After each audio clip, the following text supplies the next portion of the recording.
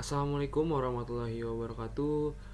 Perkenalkan, nama saya Mas Agus Nakaliza From Pratama, NIM 2024 08 10 20 dari Program Studi Sistem Informasi Universitas Pembangunan Jaya. Dan pada kesempatan kali ini saya akan mempresentasikan proyek UTS saya dari mata kuliah Pengolahan Informasi berbasis pemrograman script yang dinaungi oleh Bapak Auguri Arayep, Eskom MMSI. Nah, apa sih yang saya kerjakan pada project UTS kali ini? Jadi tertera pada soal,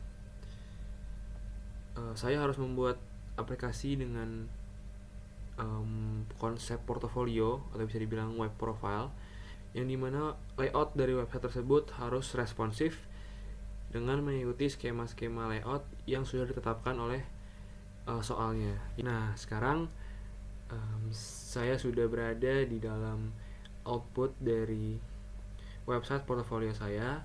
Tapi sebelum kita menjelaskan apa saja output dari website saya akan menjelaskan dulu struktur dari website saya itu sendiri, yaitu HTML dan juga CSS-nya. Nah, bisa dilihat di sini saya hanya menggunakan dua file, yaitu pibs.html dan juga style.css. Nah, bisa dilihat di sini saya sudah menggunakan struktur HTML5 yang dimana di paling atas ada tag doctype.html, dilanjut dengan tag HTML itu sendiri, kemudian dilanjut dengan ada tag head, kemudian tag body, kemudian ada tag footer, dan ada tag script juga untuk kebutuhan-kebutuhan pada navigation bar. Nah, sekarang saya akan menjelaskan apa aja sih yang ada di dalam tag head. Bisa dilihat di sini. Yang penting adalah tag title ini. Jadi title ini saya tulis seperti berikut: profil saya strip web portfolio, yang dimana bisa dilihat outputnya adalah pada browser, yang dimana ini title untuk tab dari website saya seperti ini. Kemudian di sini ada tag link dengan rel style sheet dan href style.css, yang dimana ini memanggil CSS. Jadi ini konsepnya adalah external CSS, dimana saya memanggil file style CSS di dalam satu folder yang sama, supaya nanti HTML-nya ini akan mengambil CSS dari file yang dipanggil seperti itu. Kemudian kita lanjut ke body. Di sini ada header. Nah, pada header ini yang pertama outputnya adalah ini, ada gambar yang saya taruh di dalam image, di dalam div class untuk profile foto dengan tag img dengan source langsung dari filenya, karena saya menaruh filenya yang ada di dalam folder ini. Kemudian saya juga menambahkan div class untuk header, yaitu untuk nama saya yang besar di dalam sini. Kemudian dilanjut dengan tag p dengan kelas saya buat tagline. Kemudian di sini untuk menerangkan si sistem informasi Universitas Pembangunan Jaya. Kita lanjut lagi. Oke, sekarang kita lanjut ke dalam navigation bar-nya. Jadi di sini bisa dilihat di dalam navigation bar ini ada biodata, pendidikan, pengalaman, keahlian, dan juga publikasi. Nah, di sini contoh. Nah, di sini adalah output dari navigation bar. Bisa lihat di sini untuk biodata, kemudian diklik pendidikan akan pindah ke pendidikan, kemudian ke pengalaman, keahlian, dan juga publikasi. Nah, selanjutnya ada pada main container, yang dimana di sini saya menggunakan section untuk kelima section yang dipilih tadi, ada biodata dan yang lain. Dan di sini contohnya section biodata untuk masukkan main sectionnya itu seperti ada NIM, nama, agama, isi dari biodata tersebut. Kemudian ke section pendidikan, isinya apa aja. Kemudian dari section pengalaman, kemudian section keahlian, section publikasi. Dan kemudian di sini ada aside. Aside itu apa? Di sini saya masukkan hobi untuk aside saya. Di sini bisa dilihat hobinya ada di sebelah kanan aside-nya. Oke, selanjutnya kita akan masuk ke dalam footer. Nah, di dalam footer ini saya menaruh ada sosial media saya, Instagram, LinkedIn, dan juga GitHub. Kemudian dilanjut dengan teks untuk copyright dari website ini, dan user atau author dari website yang saya buat ini. Saya menggunakan nama dummy saya yaitu Rakzav di sebelah kanan. Nah, di sini juga ada CSS-nya, bisa lihat di sini. Mungkin kalau saya jabarkan satu-satu akan memperlama durasi. Jadi di sini saya akan review sedikit aja. Ada CSS untuk body yang mencakup semua di dalam body tersebut. Kemudian di sini ada header. Kemudian ada CSS untuk profile fotonya. Kemudian di sini juga ada CSS untuk navigation bar. Kemudian lanjut dengan main kontennya. Lanjut dengan per section juga saya bikin CSS-nya. Kemudian footer dengan CSS sebagai berikut. Dan di sini ada yang terpenting yaitu CSS untuk responsive design. Jadi karena ketentuannya adalah website responsive, jadi saya menggunakan media queries untuk website ini. Dan di sini ada CSS untuk template smartphone, kemudian untuk tablet portrait, kemudian juga untuk tablet landscape, dan yang terakhir adalah dalam bentuk desktop. Nah, sekarang saya akan menampilkan web responsif saya dalam berbagai bentuk yang ditentukan. Nah, di sini tertera pada instruksi soal. Yang pertama itu layout untuk smartphone. Di sini terlihat headernya itu harus 100%, navigation bar 100%, sectionnya 100%, aside 100%, dan footer 100%. Oke, sekarang kita sudah berada dalam websitenya, dan kita sekarang akan cek layout yang sudah tadi ditentukan oleh soalnya. Dan di sini kita akan mulai untuk layout smartphone terlebih dahulu. Di sini saya akan memilih layout untuk contohnya iPhone 12 Pro ya. Nah, di sini bisa terlihat sudah sesuai dengan ketentuannya. Dengan header 100, navigation bar 100, section 100. Kemudian dengan aside 100 dan footer 100% juga. Jadi ini layout yang sudah sesuai dengan instruksi soalnya untuk layout smartphone. Kemudian kita lanjut ke layout berikutnya. Di sini ada layout untuk tablet portrait. Nah, kita akan coba menggunakan iPad mini sebagai tablet pada tes kali ini. Nah, di sini iPad mini sudah berbentuk portrait, dan bisa kita lihat untuk ketentuannya adalah header 100%, navigation 100%, dan ini kurang lebih sama dengan smartphone, tapi pastinya ukuran tablet lebih lebar.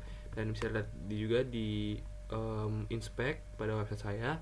Di sini header juga sudah 100% dengan menu navbar seperti ini, mengikuti ukuran dari tablet itu sendiri. Kemudian ada section dengan tampilan 100% seperti ini, size 100%, dan juga terakhir ada footer dengan 100% juga. Dan ini adalah bentuk responsif dari tablet portrait. Kemudian kita lanjut ke layout untuk tablet landscape. Nah, tablet landscape kita akan langsung aja memutar atau merotate di bagian ini, diklik.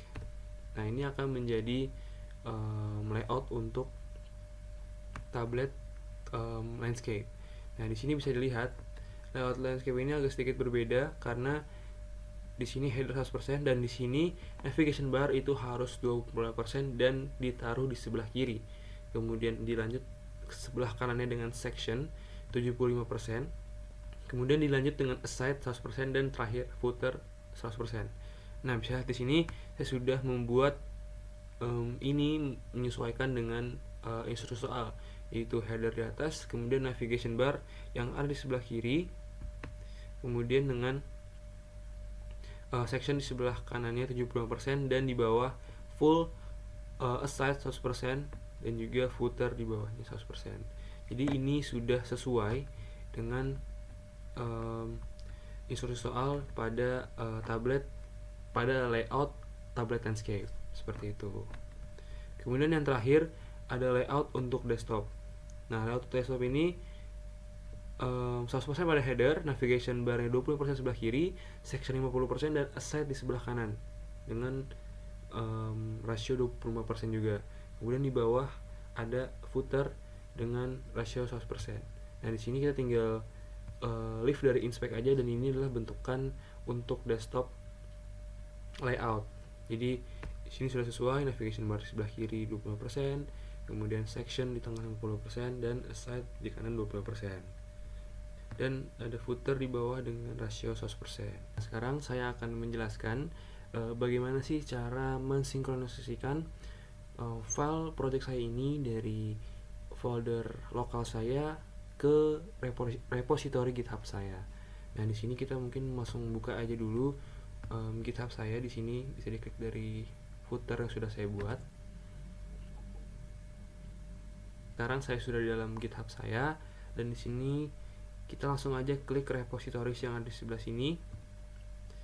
Nah, kemudian kita akan buat new repository atau repository baru. Di sini bisa diklik pada bagian tombol hijau new yang ada di sebelah kanan atas. Nah, setelah kita tombol klik tadi, kita sekarang bisa membuat repository baru. Yang pertama, di sini ada general, di mana kita akan menaruh repository name kita. Jadi nama repositorinya contoh.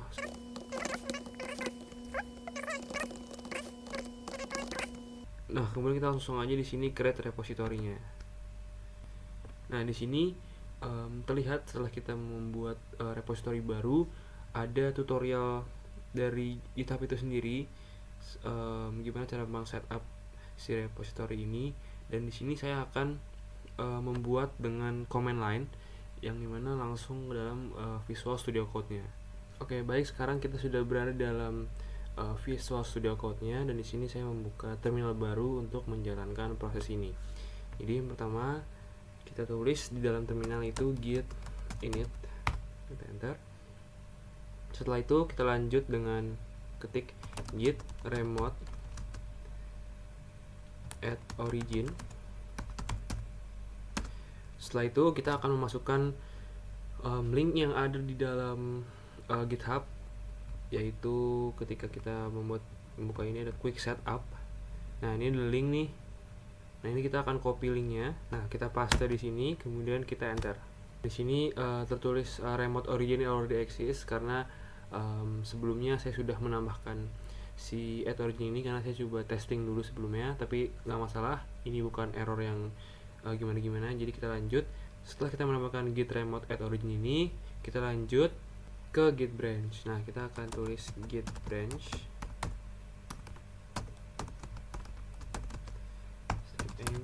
Kita enter. Nah, setelah kita branch, selanjutnya adalah git add spasi titik, dan yang terakhir kita akan commit.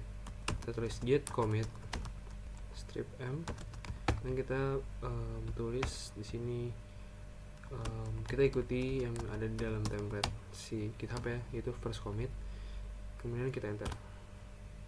Nah, di sini bisa dilihat 3 files change. Kita menambahkan 3 file, yaitu ada file yang pertama image JPG saya yang tadi untuk profile, kemudian 2 file utamanya pbs.html dan juga style.css. Kemudian yang terakhir adalah kita akan push, yaitu dengan git push min origin main. Kemudian kita enter. Nah, bisa lihat di sini setelah kita enter, si terminalnya akan berproses. Nah, ini sekarang udah selesai nih prosesnya. Nah, langsung aja nih kita balik ke GitHub-nya lagi. Di dalam repository ini kita langsung coba refresh aja, dan nanti yang pasti langsung muncul dan semuanya sudah masuk ke dalam repositorinya. Ini di sini file-file yang kita sudah kerjakan tadi. Jadi kurang lebih seperti itu penjelasan mengenai sinkronisasi dari folder lokal saya ke dalam repository, dan semoga penjelasan saya bisa dipahami. Saya mohon maaf jika ada kesalahan kata atau penyampaian yang kurang jelas. Terima kasih atas waktunya. Wassalamualaikum warahmatullahi wabarakatuh.